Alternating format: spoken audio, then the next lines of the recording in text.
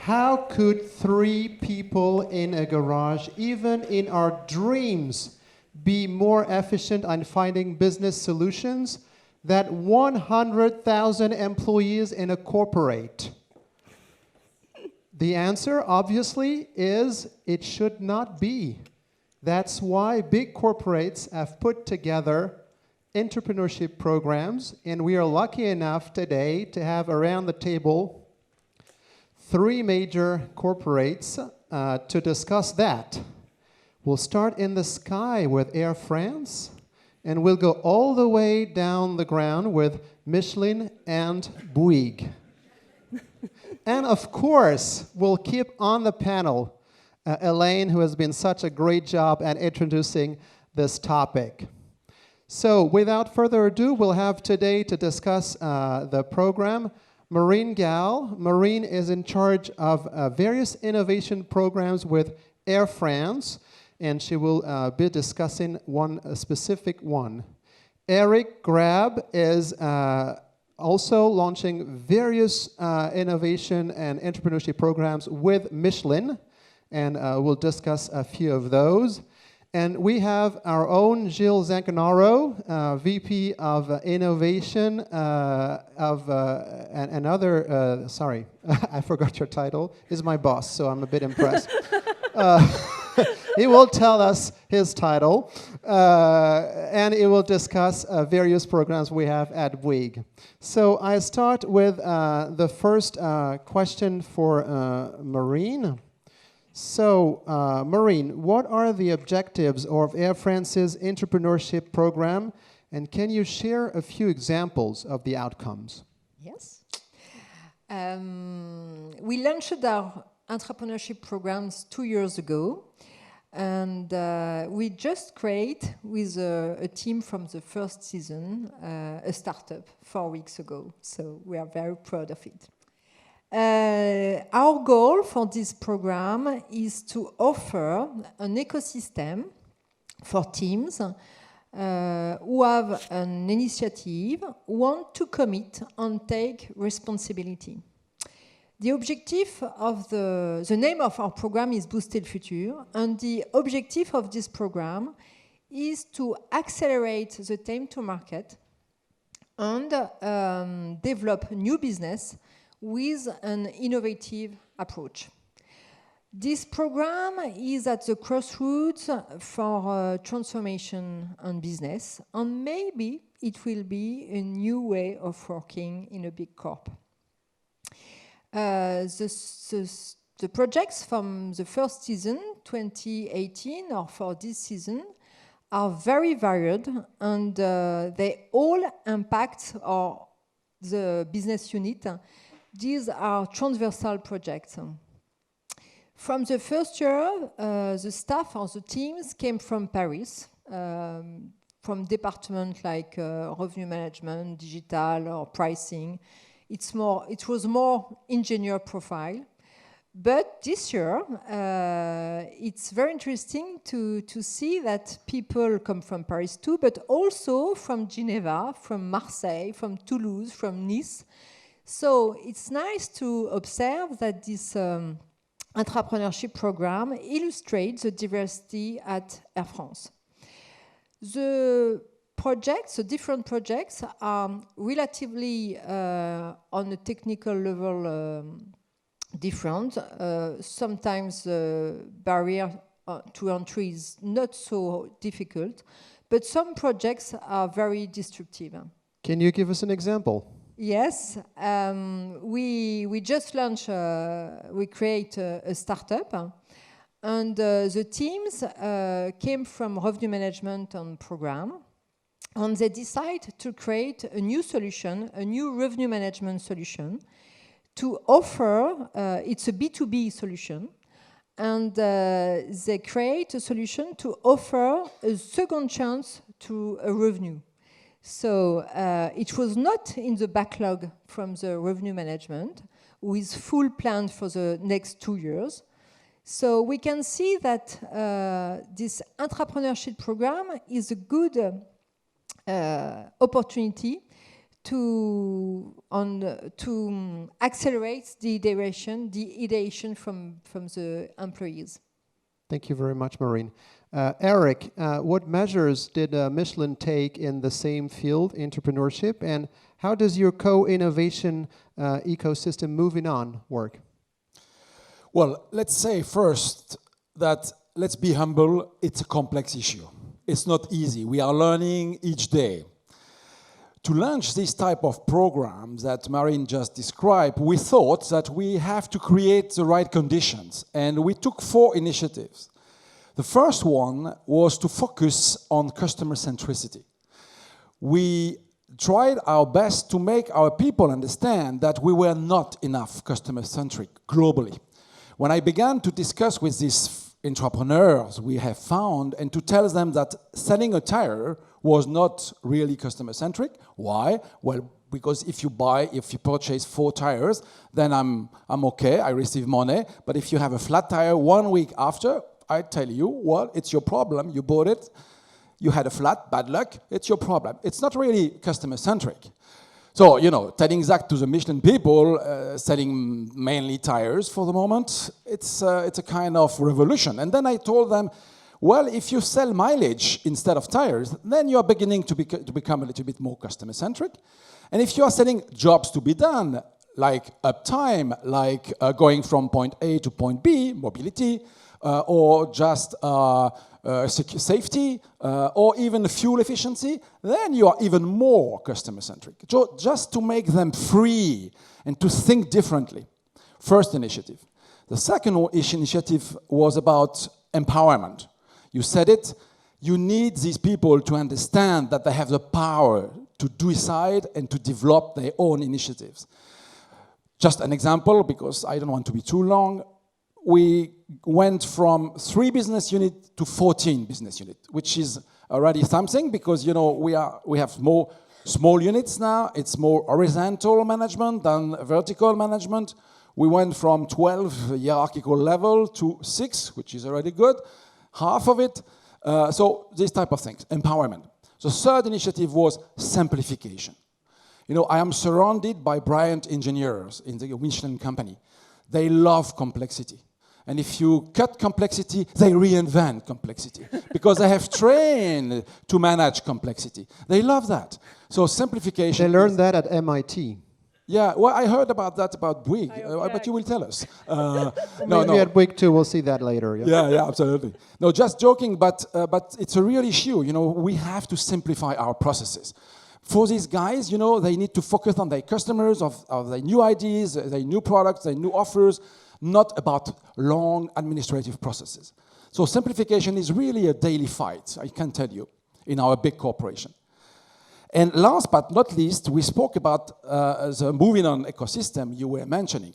In fact, I try to offer them inside in, outside out, inside out. In other words, how to be enriched by the outside world. How can they work with Bouygues? Can they work with Microsoft? Can they work tomorrow, I hope, with Air France? And that's the goal of Moving On Lab. The Moving On Lab is now an ecosystem with more than 300 entities working together. We have big corporations like Thales, Microsoft, Engie, Total, Orange, all these guys working with us and working with these entrepreneurs because those good ideas will not come only from Michelin. They will also come from the interactions you have with these big corporations. So this ecosystem, we can talk about it afterwards, but just to give you an overview of the 4 big initiatives we took to favor this entrepreneurship. Thank you, Eric. So regarding Bouygues, Gilles, so what are the similar programs? And as we have seen with Eric, it's not a bed of roses, entrepreneurship. So what are also the difficulties that we encountered in the group? First, I want to say that I share totally the view of Eric. We discover every day the issues arising in the entrepreneurship programs. We launched in Bouygues 4 programs 3.5 years ago. Why 4 programs? Because we are very diversified. So we could not have one single program. We had We have launched one program for the TV, TF1, 2 programs in construction, and we launched a program at the group level. The group level program is aimed at fostering synergies between our different divisions. Regarding the difficulties, we had at the beginning a little bit of misunderstanding of what were the purpose of these programs, the objectives of the program. Maybe we had not a clear communication. And the first discussion we had with entrepreneurs was equity. So we had some discussions, how much equity shall I hold? And we had discussions regarding the terms of the shareholders' agreements. So we lost a lot of time on these issues instead of working on the projects themselves.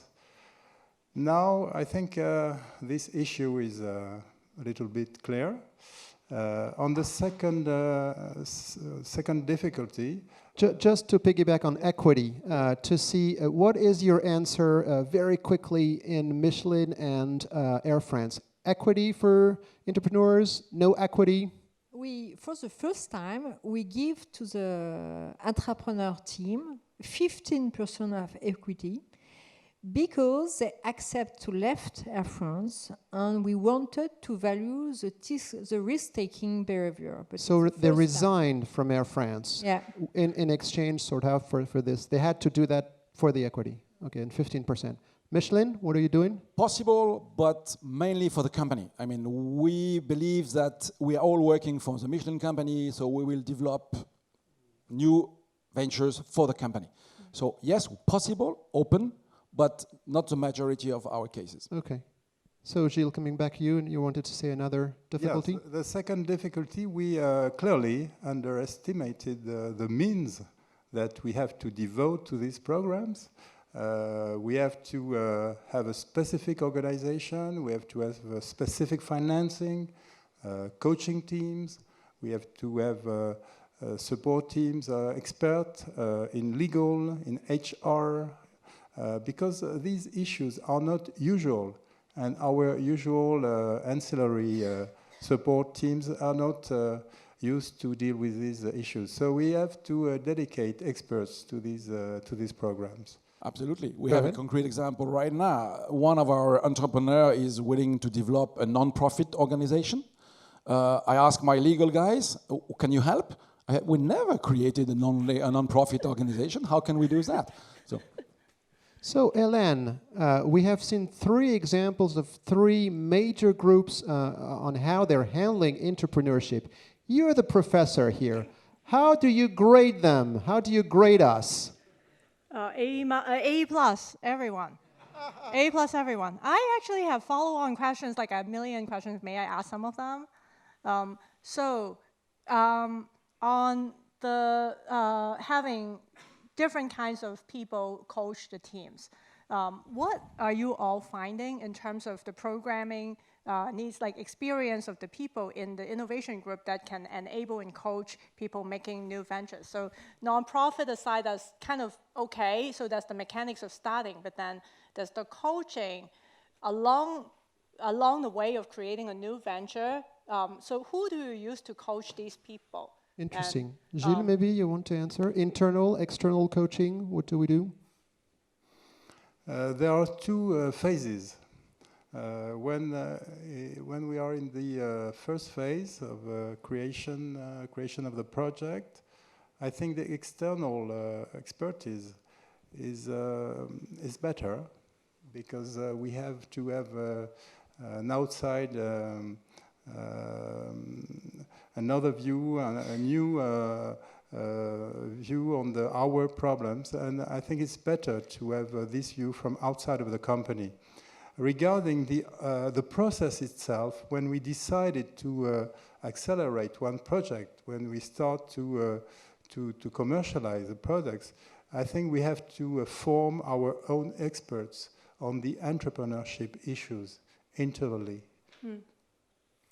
Maureen, how do you cope with that? And to continue on the difficulties, what did you face in your maybe a bit more recent project? At Air France, it's a mix with learning and coaching.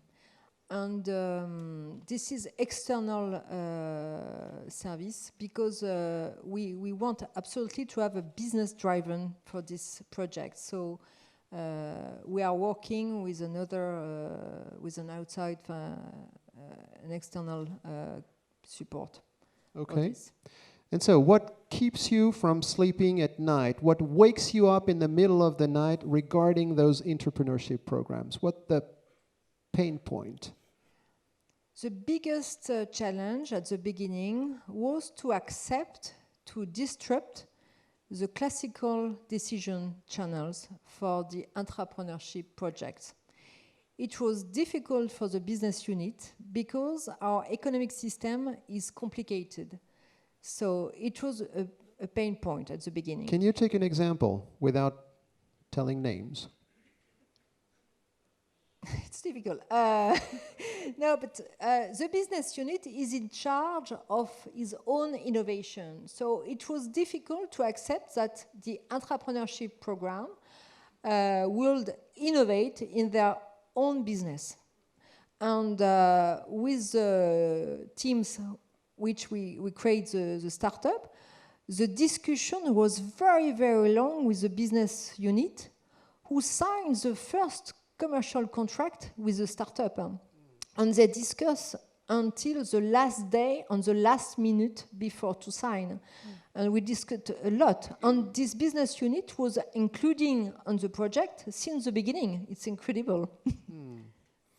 Eric, on Michelin's side, on the difficulties that you're facing, your programs are a little bit more old than ours? Yeah, sure. But perhaps before, if you allow me to address the point of Elaine asking for how do you coach those entrepreneurs. Yes, of course. Well, if I follow your presentation, which was, by the way, very inspiring, thank you for that. For strategy, it's a mix. The answer is it has to be, from my point of view, a mix of internal guys and external guys. Now, for strategy and enablement, you said? Enablement. Yeah. I think it's a question of internal guys, because we are responsible for the strategy and we are responsible to find the right guys and to empower them. But for practice, we absolutely need external consulting and external universities or any kind of experience is good to take. And that's why we developed this Moving On Lab, which is an open ecosystem, innovation ecosystem. Now, your question. Yes. Yeah, we had a lot of difficulties. If you have more than 2-3 days with me, no problem. I can share all the mistakes we have done. Two of them at the beginning. First of all, because our company strategy is differentiation through innovation, everybody within Michelin is passionate by innovation. So we underestimated the impact of those first challenges you are organizing out internally, to select and identify the entrepreneur. We thought we would have some hundreds of answers. We had thousands of them. So we were unable to address all of them. And we made a lot of frustration because we were obliged to say, hey, Vince, not you. Sorry, your project is good, but not you. So, yes, I want to do it. Yeah, I know. So we were unable to cope with that. So first mistake. Second big mistake we made at the beginning was to not to sanctuarize the financial aspect or financial side. Jill was also mentioning. It costs. But you have to have the money year after year, and you don't have to be dependent on business results. If you are dependent on business results, you are dead.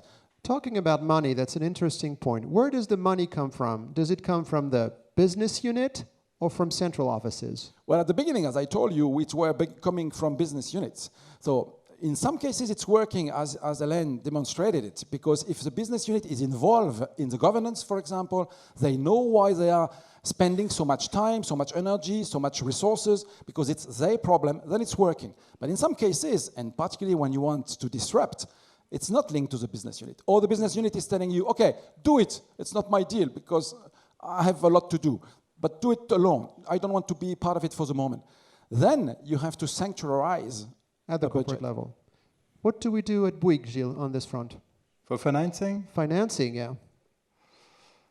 it depends on the year. We are getting better, I think. We shall dedicate specific budgets. And very important point, a part of these budgets on the, I would say, second or third phase of the project should not be considered as expenses, operational expenses, but should be considered, if we believe in the projects, as capital expenses. So Investment. it makes a big difference because it's not a charge, it's not a loss in the P&L, it's an investment because we think we are creating assets, and it should be considered as an investment in a startup, external startup. So at a certain point, I would say that the financing problem is solved just by considering we are creating a portfolio of startups and we have assets. So it's no longer at the expense of the budgets. It's a very important Good point. move. But you have to accept that the return on investment could be long. Oh yes, it's yes. We have to be patient. I just want to mention this because we have to be patient. We have started our programs 3 years ago, more or less, in Bouygues, the different programs, and after 3 years, we started approximately 35 projects, and out of these 35 projects, 2/3 have been stopped or spinned off from the group, and 1/3 is now pretty successfully. But it takes time, and now we have some very positive signs. So I want to be positive because we talk a lot about difficulties. We'll come to that in a second. And the second good news, we find in our groups, brick and mortar groups, a lot of imagination. Yes. A lot of people willing to develop their ideas. It's very surprising. It's the good news of this Absolutely. entrepreneurship program. Before we move, of course, to the good news, I just wanted to have the point on financing. So central or local at Air France? When we launched the program, I don't have any budget. And today, I have a budget. So we are very agile. The conviction was it was not difficult to find money if the proposition value is good. So we launched without budget, but now we have one. All right. So Hélène, a comment on this, the difficulties encountered, the financing schemes, does it ring a bell? Is it something that you see a lot? What is your point? Grade What is number my 2. point? Got no point. Okay, so there are always difficulties. Okay, so this is something we learn from our student teams is don't tell me about the difficulties. How can I make this thing work, right? So yes, there are lots of difficulties. You've got cultural issues. So I had a student come back to class as my guest speaker this past Tuesday. She is running a B2B software SaaS startup inside Millipore Sigma. So you may not be aware of this company, but they make chemical components for making drugs. And here's a software package that helps chemists make molecules. So they were running into difficulty doing accounting because nobody understands how to kind of take SaaS revenue. So lots of difficulties. I think, so sources of funding, what we're seeing is that, just echoing the points here, if the business units actually fund the things, then it creates innate alignment and it creates a very broad coalition of support, so that's good. You probably still want to have some centralized seed funding so that you can kind of try things that fit nowhere. So I think if it doesn't fit any place, then centralized, if it is well aligned with one of the business units, and we've seen everything. Okay, so now, Gilles, you really wanted it too, and of course, you're very right. In spite of all those hurdles, what keeps us moving forward with entrepreneurship? Why do we do that? And what are the good signs that we see? I would say the first motivation is the enthusiasm of the teams involved in these projects. But for the company, we imagined at the beginning that we would launch new activities, diversify our activities. I hope it will be true, but for the time being, in the short or even medium term, we don't see a big increase of the We Group sales in the future out of this project or new businesses. And the benefits we see are mostly, for the moment, for the rest of the organization. Because there are two examples. We have in all these projects a large use of digital technologies. Most of them use digital platforms, digital marketing, IoT, data processing, data algorithm, and this we have to implement in all our businesses. So it's a very, very good technical tool to accelerate the digital change of the rest of the company, because the entrepreneur work on this, but their managers look at it, and so it's an excellent incentive for digital transformation. A tool for change management, that's one of the answers to the questions up there. Maureen, at Air France, what keeps you moving? What benefits does the big company want to take from this program that you're running? We want to accelerate the transformation, and we want to develop a business-driven mindset. So the entrepreneurship is a driver to transform the company. Being an entrepreneur gives them the feeling of having a diplomatic passport, both internally but also externally, and they appreciate a lot. And this is key to accelerate the project, because they are very engaged and they are very strong to disrupt the market. So it's our objective. Okay. Gilles, you had a comment on that? Yes, just another advantage we see in these programs. We look now very differently at innovation. We see innovation differently. We are in groups where engineers are important, and we praise technique.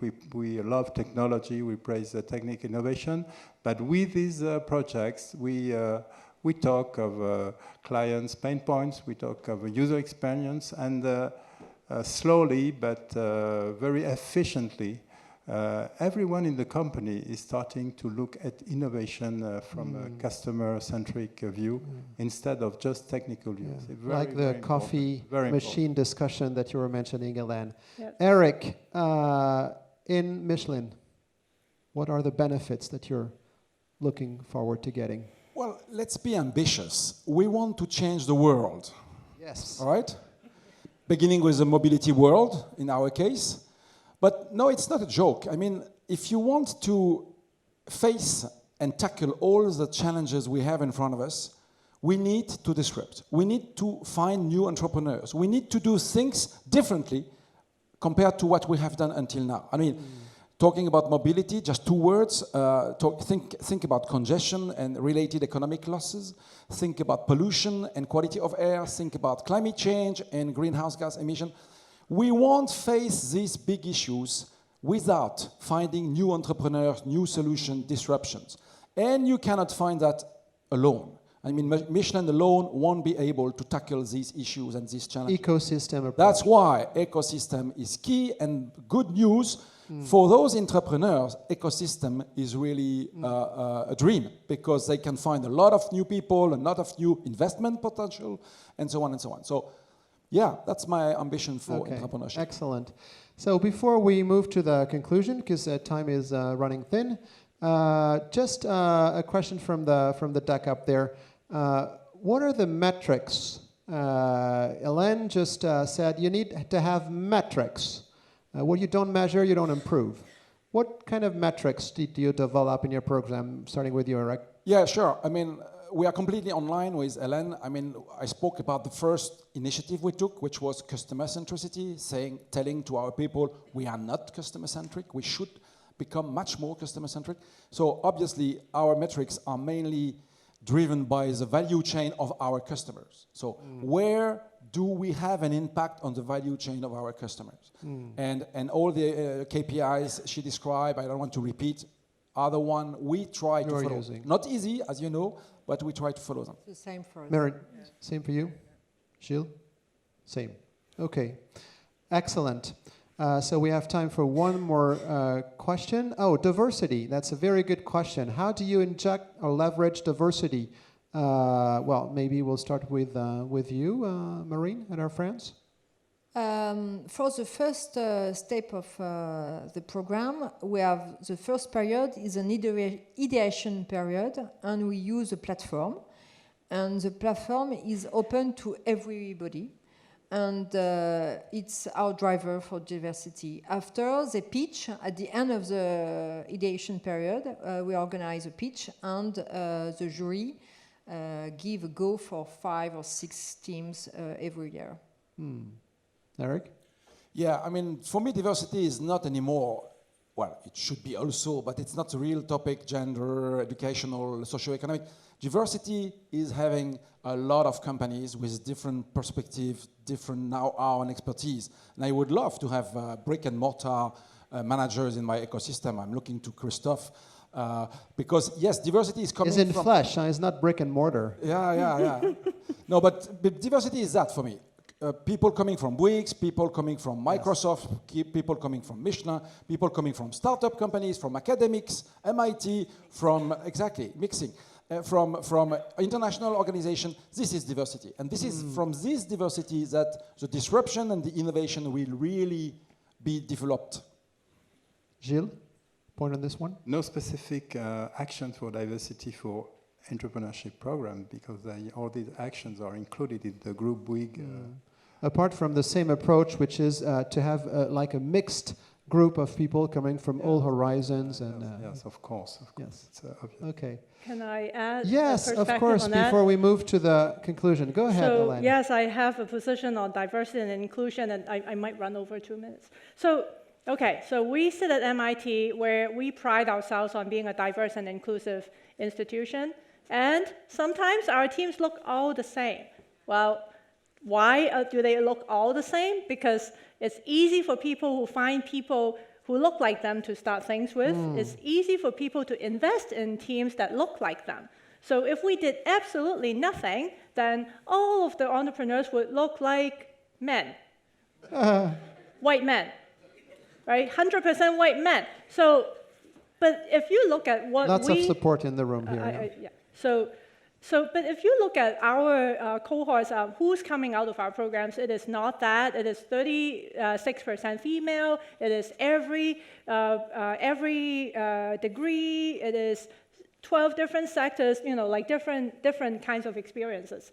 The way we get there is we actively go out there to the underrepresented groups, and we make sure they know that these resources are there for them. And it's not going to happen without any intervention. We spent years trying to get the word out. So Thank you very much. That would have been a very apt conclusion, but I want to have a little game here. So I will ask each of you to come up with 3 adjectives that most represent entrepreneurship in your mind. So you have Eric 0 seconds to come up with them, and Gilles a little bit more. After all, is my Seems boss. spontaneous, but he asked us that before, so we prepared. Now you steal my thunder, but I don't know the answers. Go ahead. So I have selected collaborative and collective intelligence, creative and disruptive, and international. So 7 instead of 3. I recognize you. Eric, Marine. I will say intuition of employees, business mindset, and trust, and one more, never give up. Excellent. Alain. I'm going to violate your game and just give one idea, which is unlimited potential. Excellent. Gilles. Challenging, exciting, and rewarding, I hope. Excellent. So what better conclusion to this panel than that? Thank you very much for your attention, and thank you to the panelists. Thank you.